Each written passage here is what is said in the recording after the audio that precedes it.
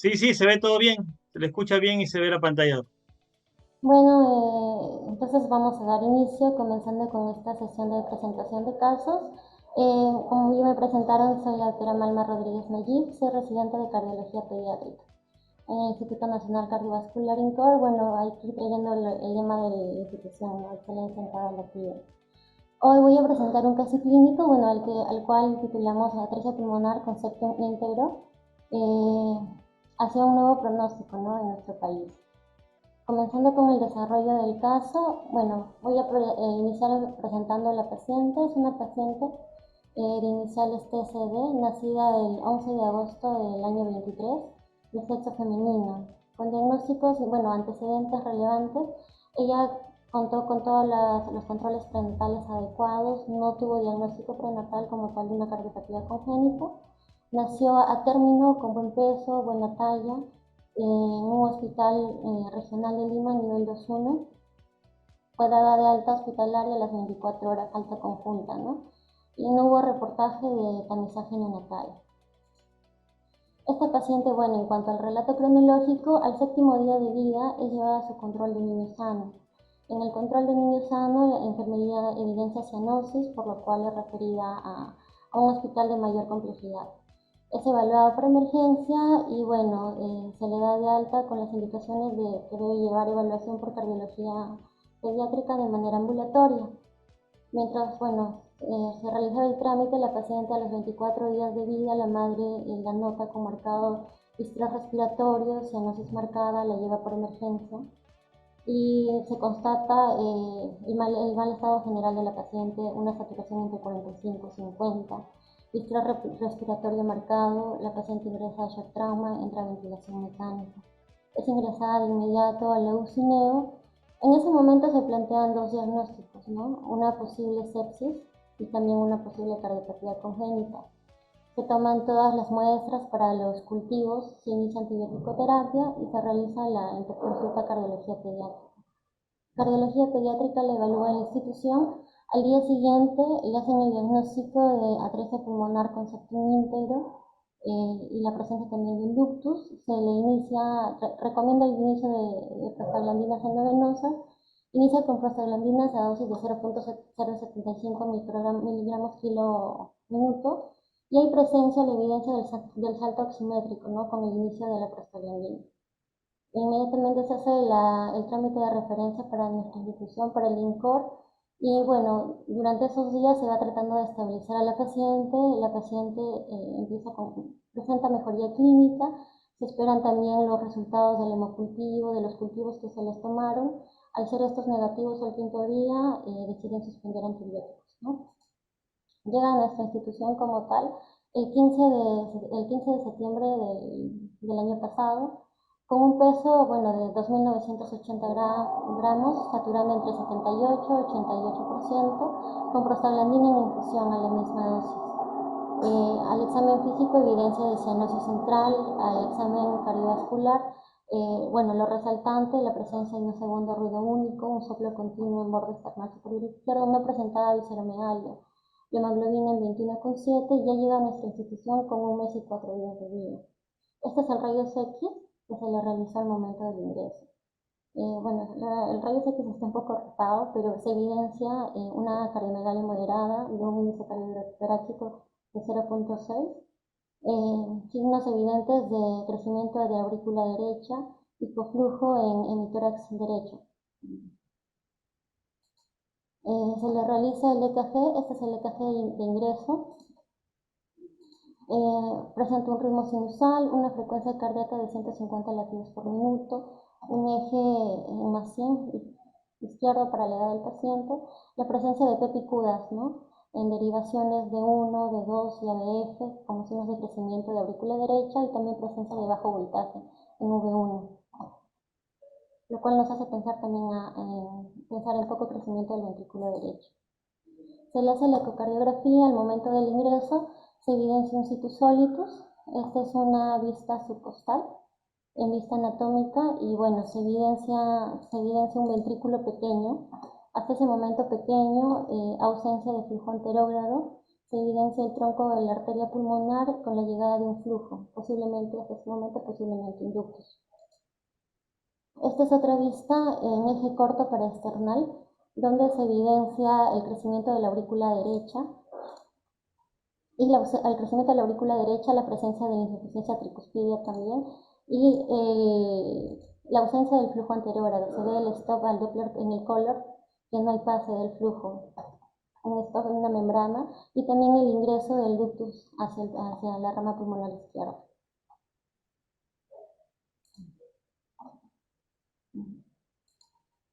En estas otras presentaciones tenemos un eje largo donde se evidencia la aurícula izquierda, el ventrículo izquierdo, ausencia de obstrucción al tracto de salida del mismo, y podemos ver también la presencia de un ventrículo derecho hipertrófico, pequeño hipertrófico. En esta otra vista de 4 cámaras se evidencia que hay la presencia de 2 ventrículos, un ventrículo derecho hipertrófico hipertenso, por momentos el septum interventricular abomba hacia la izquierda, y la presencia de una insuficiencia tricuspidia central, ¿no? Con un jet de alta velocidad de 5.5 que da una gradiente aproximada de 125, suprasistémica, ¿no? Es así que se llega al diagnóstico de una atresia pulmonar membranosa con septum íntegro, un PCA de 4 milímetros, un FOB de 5 milímetros con shunt de derecha a izquierda, un BD hipertrófico pequeño pero no hipoplásico, con una presión suprasistémica, buena función biventricular. Las dimensiones en cuanto al anillo mitral, al anillo tricuspide pulmonar, las puse en este recuadro de aquí, pero todas ellas con Z-scores adecuados para la edad. Es así que en junta clínica se decide tratamiento percutáneo, la posibilidad de un stent rectal. Se decide realizar una angiotomografía para determinar las características del ductus para el stent. Y bueno, se puede ver en las imágenes de la tomografía, en esta primera imagen, la evidente dilatación del atrio derecho, ¿no? El ventrículo del atrio derecho, el ventrículo derecho pequeño, pero todavía con cuerpo y sumamente hipertrófico, y la presencia de una zona de salida del infundíbulo. Se evidencia claramente la atresia membranosa. En esta otra vista, igual el tracto de salida, el tronco de la arteria pulmonar, la atresia membranosa, perdón, y bueno, se puede evidenciar las características del ductus, ¿no? Un ductus elongado, largo, que llega casi a la confluencia de las ramas, y también se puede ver las características de las coronarias en este paciente. Si bien este no es el método adecuado para evaluar las coronarias, de todas maneras, o sea, se pueden visualizar y se pueden ver que no hay estenosis a la salida de ellas, ¿no? Las dimensiones las tenemos aquí: el anillo pulmonar de 5.8 con un Z-score de menos 1.6, el anillo tricuspide de 12.5 con un Z-score de más 1. El BD hipertrófico, pero todavía con un Z-score adecuado para el paciente. Aquí tenemos otras imágenes, otras reconstrucciones, gracias a la doctora Sonia Rodríguez de nuestra institución, que siempre nos colabora y nos apoya en estos estudios, ¿no? Donde se puede evidenciar claramente lo que observamos, la dilatación del atrio derecho, la presencia de los 2 ventrículos. Si bien están los 2 presentes, se ve el derecho más pequeño que el izquierdo, ¿no? Pero de todas maneras no hipoplásico, y también se evidencian las características del ductus. Esta es otra vista donde también se puede evidenciar el ventrículo derecho, el cuerpo del infundíbulo, las características del tronco y de las ramas pulmonares, estas confluentes de adecuada anatomía. Y esta es una vista completa, también gracias a la doctora Zoila, donde podemos ya diferenciar de forma más clara cada una de las estructuras.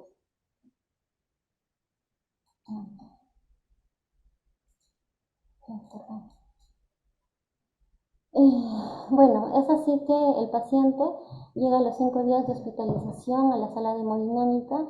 Llega el paciente con infusión de prostaglandinas aún, ventilación espontánea. No se suspendió, no se decidió suspender la prostaglandina para el procedimiento, porque de todas maneras se planteó la posibilidad de ver las características del ventrículo y ver si había la posibilidad de la perforación, ¿no? Es así que se ingresa, se colocan 2 introductores, un introductor corto de 5 French en acceso femoral derecho y un 4 French en acceso femoral izquierdo, en arteria femoral izquierda. Se empieza el estudio por cateterismo izquierdo, se hace una ortografía a nivel cercano a la raíz de la aorta. Y se puede evidenciar las características, la salida de las coronarias, no hay presencia de estenosis ni dilataciones que nos hagan sospechar la presencia de circulación ventricular dependiente. Posteriormente, a través del abordaje venoso, ingresa al ventrículo derecho y hasta la zona infundibular. Ahí en una proyección lateral se decide realizar otra angiografía y bueno, se constata el diagnóstico, una atresia membranosa, ¿no? Y las características del ventrículo, un ventrículo tripartito, ¿no? Una entrada, un cuerpo y una zona de salida.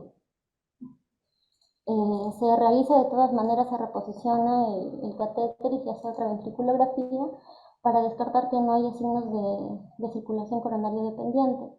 Se toman también las presiones en aorta, una sistémica basal de 53 y en ventrículo derecho una sistémica de 64, un ventrículo hipertenso suprasistémico. Y es ahí que, bueno, se toma la decisión en conjunto con el equipo de hemodinámica de la perforación de la válvula de la atresia pulmonar membranosa. Realizando el abordaje tanto venoso y arterial de manera simultánea, se progresan los catéteres, ¿no? El catéter JR4 French por el abordaje venoso a través del ventrículo derecho hasta la zona del infundíbulo y llegar a la porción membranosa de la atresia pulmonar, haciendo más o menos un ángulo pegado a la porción membranosa, haciendo un ángulo de 90 grados.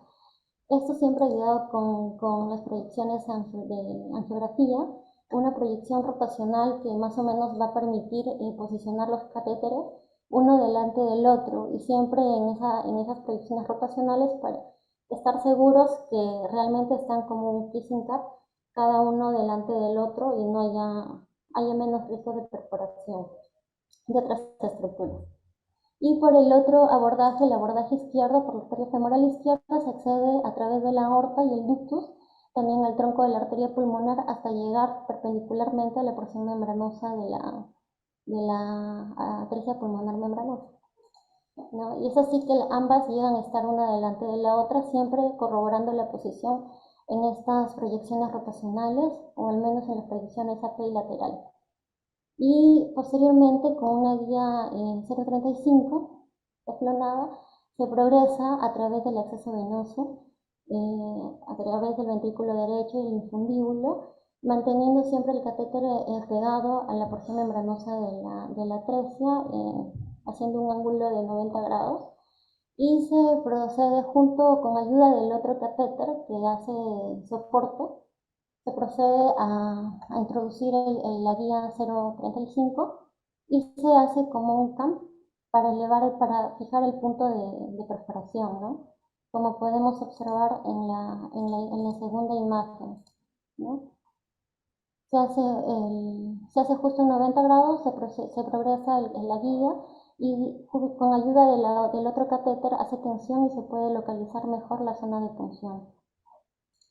Posteriormente, con una guía 0.014, pero por el extremo más rígido se procede después de haber retirado la guía 0.35, se procede a ingresar por el acceso derecho, a través del ventrículo derecho, la zona infundibular, y siempre corroborando la posición, ¿no? Con angiografías en las vistas tanto AP y lateral.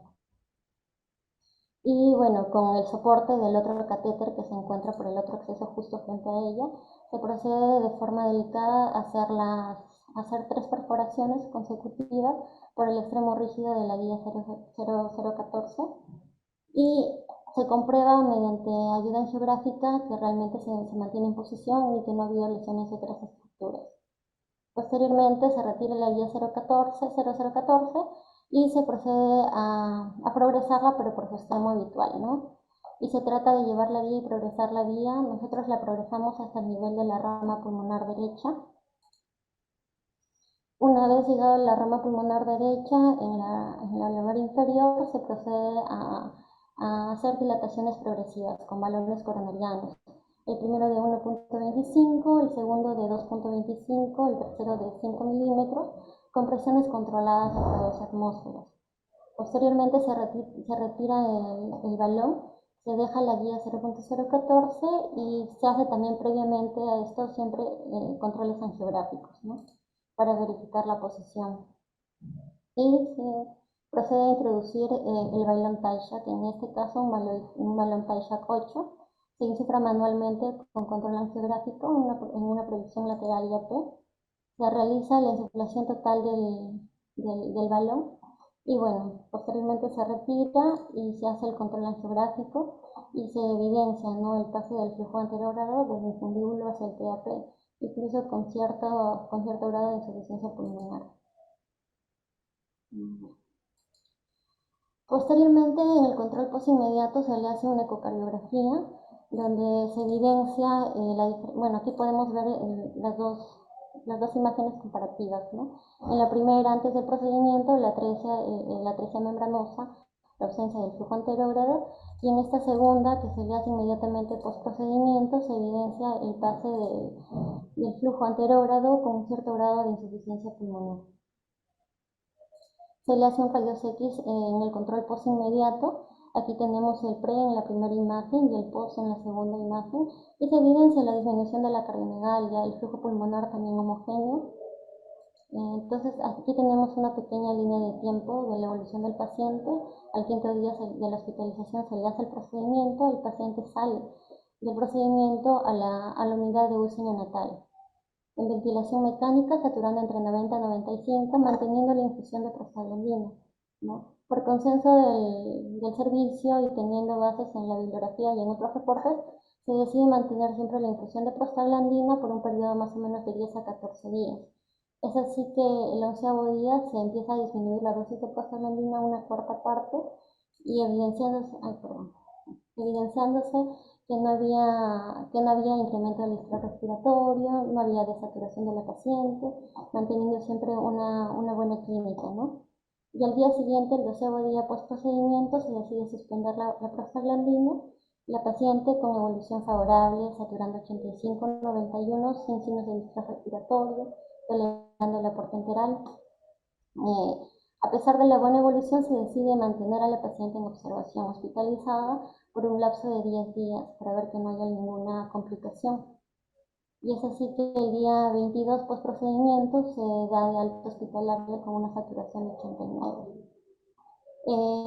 El día del alta hospitalaria se le hace un ecocardio también control. Se evidencia efectivamente la presencia del flujo anterógrado, la insuficiencia pulmonar moderada, una gradiente residual de 24 a nivel valvular pulmonar. Y en esta imagen en 4 cámaras también podemos ver las dos imágenes de los dos ventrículos. El ventrículo derecho todavía hipertrófico, pero podemos ver que la insuficiencia tricuspide realmente ha disminuido en comparación al control del ingreso, ¿no?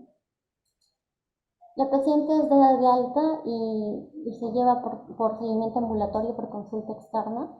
Se realiza seguimientos periódicos, ¿no? Inicialmente cada 2 semanas, posteriormente al mes cada 2 a 3 semanas. Durante los controles la evolución fue adecuada, la paciente fue ganando de peso, los controles ecocardiográficos también fueron aceptables. Durante el seguimiento ambulatorio se tuvo en cuenta estos parámetros. Primero, que no hayan obstrucciones residuales a los tractos de salida, la presión del ventrículo derecho, el tamaño de la válvula tricúspide, el comportamiento de los shunts, de los cortocircuitos, ¿no?, que mantenga una saturación adecuada y el grado de insuficiencia pulmonar de la paciente. La paciente, como les mencioné, durante los controles lleva un control periódico. Sin embargo, ya en los últimos controles se ha visto un incremento también de la estenosis pulmonar. Este es el último control que se le hizo este mes. La paciente ya tiene 6 meses de edad, ha ganado peso, actualmente tiene 7 kilos, que está dentro de la valoración normal para su edad y peso. Tiene una saturación entre 90 y 91.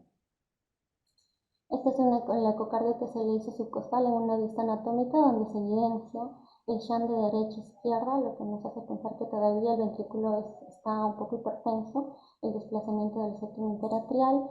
En esta vista subcostal en vista anatómica se evidencia el ventrículo derecho, el trapezoidal, la presencia del IPN, de la insuficiencia pulmonar. Y esta es la misma imagen pero en Doppler color. Esta es una imagen en eje largo. Aquí podemos ver comparativamente también, esta es la del último control y esta es con la que ingresó, ¿no? Y se evidencia que aunque el ventrículo derecho es hipertrófico, ha ido ganando de tamaño, de volumen. ausencia de obstrucción al tracto de salida izquierdo. Esta es una imagen en 4 cámaras también, donde se ve los ventrículos, el derecho con mayor diámetro. En el Doppler color se evidencia la insuficiencia de la válvula tricúspide, ¿no? Esta, si bien el ventrículo derecho todavía está hipertenso, esta es infrasistémica. Y de todas maneras ya la paciente se le ha llevado se le ha llevado una programación para un segundo procedimiento, una valvuloplastia con balón. Aquí tenemos las características, igual del anillo pulmonar de las ramas, el anillo pulmonar de 8 milímetros con un CT-score adecuado para la edad, y en el Doppler color se evidencia la insuficiencia pulmonar y ya la aceleración de esto, ¿no? Esta es la misma imagen, pero en simultáneo.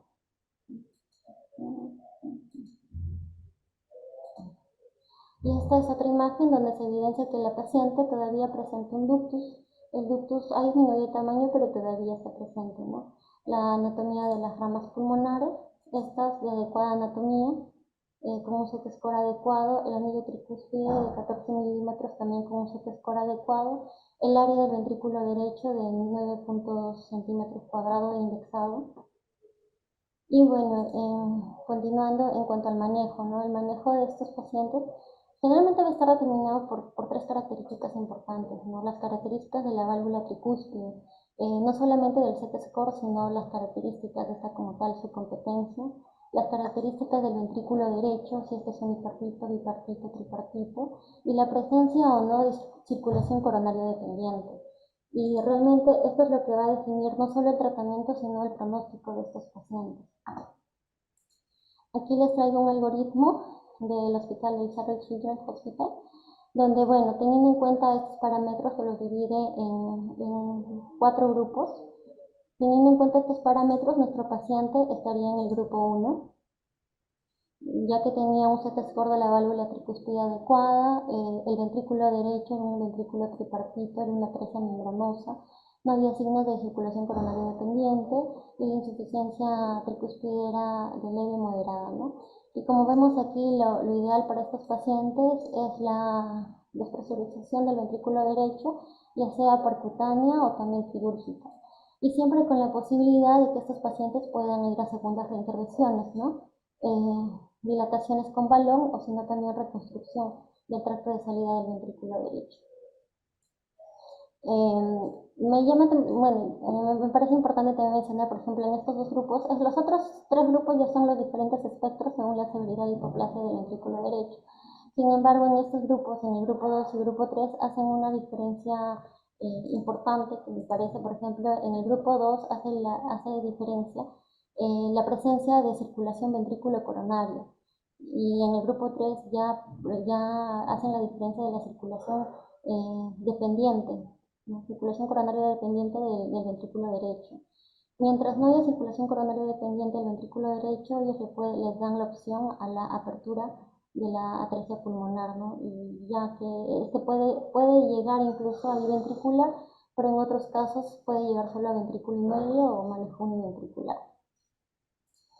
Y igual hay un reporte de casos de un grupo español donde también se le hace el manejo percutáneo a los pacientes con atresia pulmonar y se hace una revisión de estos pacientes y se hizo una descompresión, una apertura valvular a pacientes que también presentaron circulación ventrículo coronaria, ¿no? Y no necesariamente, y todos ellos evolucionaron de manera favorable.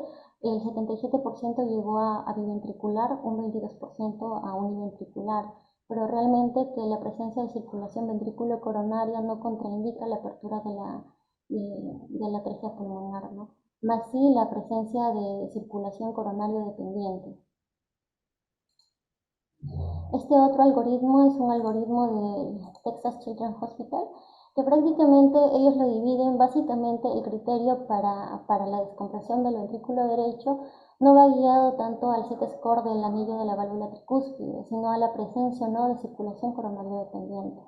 Para ellos realmente, si hay presencia de circulación coronaria dependiente, la opción para ellos es el trasplante cardíaco. Pero si no hay circulación coronaria dependiente, independientemente del CT-score del anillo, ellos prefieren la descompresión del ventrículo derecho, porque consideran que de todas maneras, así sea un ventrículo derecho hipoplásico o moderadamente hipoplásico, en el caso de los severos se les puede dar la opción de ir a reparación de ventrículo medio con mejor pronóstico que los estadios de ventrículo único.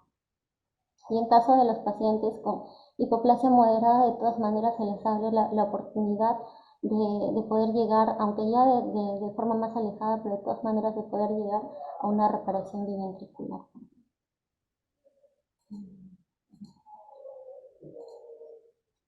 Y aquí, bueno, les traigo este artículo que justamente habla de la técnica que se utilizó, que es la perforación mecánica de la válvula pulmonar en atresia membranosa, ¿no? Utilizando una guía 0.014. Este fue un resultado, un estudio pues eran países que tienen la misma situación que nosotros, en los cuales es difícil que todos puedan tener acceso a una perforación por radiofrecuencia, ¿no? Entonces, este fue el objetivo de la publicación de este artículo. Es un artículo de Egipto en el hospital de Tanta. Se realizó en 13 neonatos. 11 de ellos sobrevivieron al procedimiento. Ahora valga tomar la aclaración de que todos estos pacientes tenían una atresia pulmonar membranosa, con un fundíbulo permeable y un ventrículo derecho tipo pico. El CT-score de ellos también fue adecuado. Entonces se les realizó la perforación de manera exitosa a 11 de estos 13 pacientes. 12 de ellos fallecieron, 2 de ellos de los otros 13 fallecieron, uno por sepsis y el otro por falla cardíaca, ¿no? De estos 11 pacientes que se logró realizar la perforación mecánica con la porción rígida de la guía 0.014, uno de ellos llegó a otro estadio, a stent ductal a los 5 días por persistencia de la desaturación, ¿no? Y a las finales, a los 5 meses, llegó a reparación de ventrículo de 1,5. Dos pacientes llegaron a la cirugía de Glenn y a la reparación de ventrículo medio. Y de los otros pacientes, de los 9 restantes, 2 de ellos tuvieron que necesitar dilataciones de la válvula pulmonar más o menos a los 7-8 meses post procedimiento. Y 7 de ellos, durante casi el año de seguimiento que se le hizo, no necesitaron otra reintervención. Ahora, valga mencionar, ¿no?, que en todos estos pacientes, si bien incluso en los otros algoritmos del Texas Children y del Herald Children, si bien hay una apertura de la válvula pulmonar, no siempre quiere decir que estos pacientes van a llegar a un manejo biventricular, pero ya les abre una nueva opción, un nuevo pronóstico. Entonces, hay que hacerle un seguimiento estrecho a estos pacientes. Se recomienda por un lapso de 6 meses a 18 meses para ver si estos pacientes realmente pueden llegar a tener un crecimiento ventricular derecho adecuado y lograr tener un manejo biventricular. También hay otros artículos del 2021-2017 que hablan de la perforación mecánica de la atresia pulmonar membranosa. Aquí también les traigo otro artículo del 2018 donde justamente habla de los parámetros cardiográficos que nos ayudan a predecir el crecimiento de este ventrículo derecho en estos pacientes. Este fue un estudio multicéntrico, comprometió 4 grandes hospitales de Estados Unidos, donde se hizo un análisis retrospectivo de los pacientes que fueron a descompresión del ventrículo derecho con este diagnóstico de atresia pulmonar membranosa con septum íntegro, ¿no? Y se analizó la ecocardiografía de base, la ecocardiografía postcompresión y la ecocardiografía durante el seguimiento. El seguimiento se hizo al menos durante un año o hasta que llegaba a la reparación del bien. Para un total de 81 pacientes, de los cuales el 86% llegaron a circulación biventricular, el 9% a ventrículo y medio y el 5% a univentricular. Entonces, me pareció muy llamativo, por ejemplo, la característica que ellos reportaron, que todos los pacientes que llegaron a manejo biventricular durante el seguimiento alcanzaron un área del ventrículo derecho indexado mayor o igual a 8 centímetros por metro cuadrado, ¿no?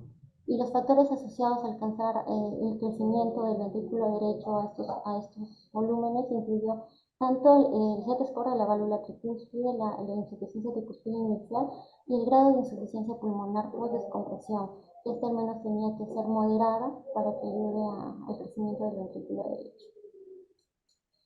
Bueno, y en cuanto llegamos a las conclusiones de la presentación del caso, realmente esta es una patología que puede tener un diagnóstico prenatal, ¿no? La importancia del tamizaje cardíaco neonatal antes del alta hospitalario, y que esta es una enfermedad que tiene una presentación muy heterogénea, con alternativas terapéuticas, que nos pueden llevar a diferentes niveles, como por ejemplo el manejo ventricular, ventrículo medio y el ventrículo único, ¿no?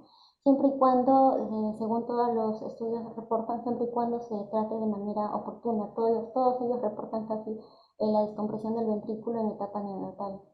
Y que siempre tenemos que evaluar la presencia o la posibilidad de obstrucción del tracto de salida del ventrículo izquierdo por hipertrofia de este, ¿no? Y siempre descartar la posibilidad de la presencia de circulación coronaria dependiente del ventrículo derecho, y que este no es sinónimo de circulación ventrículo coronario, que hay que tratar de separar los dos conceptos. Y son pacientes que requieren seguimiento a largo plazo por la necesidad de reintervenciones en muchos de ellos. Bueno, muchas gracias. Esta es una foto que quería compartir con mi rotación hemodinámica con todo el servicio en el hospital. Y bueno, eso es todo. Gracias.